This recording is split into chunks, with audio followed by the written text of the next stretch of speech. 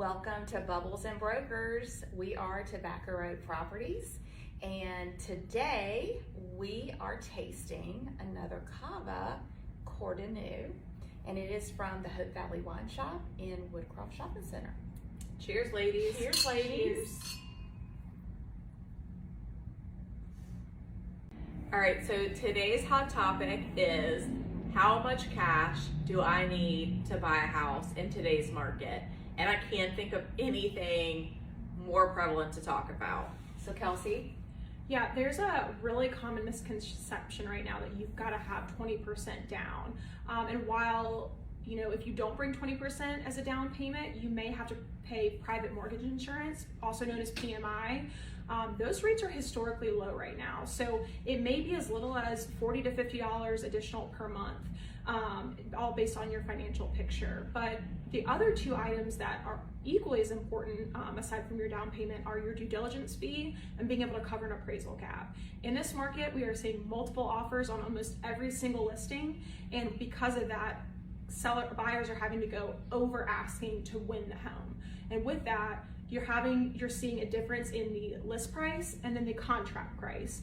And every mortgage is going to try to protect their asset by making sure that the appraisal value is what they're going to base their mortgage off of. So when there's a difference between that appraisal value and the contract price, let's say you have a home that the contract price is $400 and you've got the appraisal value is $375, as the buyer, you're having to cover that difference of $25,000 in cash at closing. So because of that, that's a fund that you need to be prepared to cover, especially as a buyer in this market.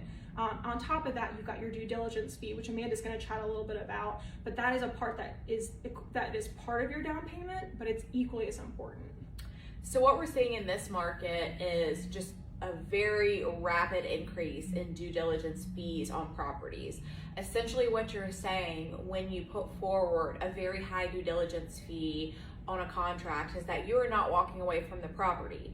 Now, when you close on that property, that is counted towards your down payment.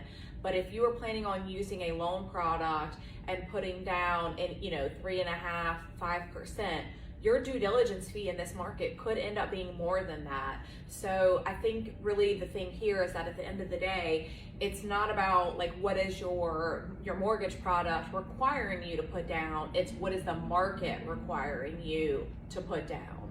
And that also leads into what price point home you're looking at, because you may be approved to a certain amount, but if you're going to have to bid significantly over a list price, you can't start looking at homes that are already priced at your max budget. You have to have a buffer in there so that it gives you the room to bid up to where the market is going to dictate that house sells.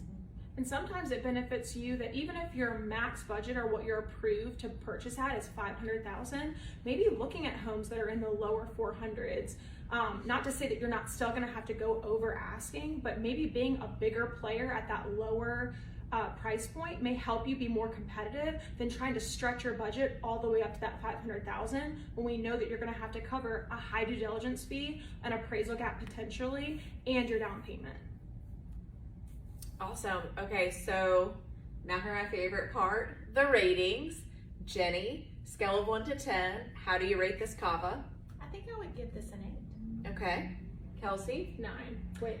Way better than the sparkling rosé. I was gonna say, this is my cup of tea. I'm definitely giving this a 9. Not too sweet, but just a good amount of fizz and just clean on the palate. So if you have no interest in real estate topics and just want to learn more about wine, you can also come here as well. We're your girls. We're your girls. Cheers. Cheers.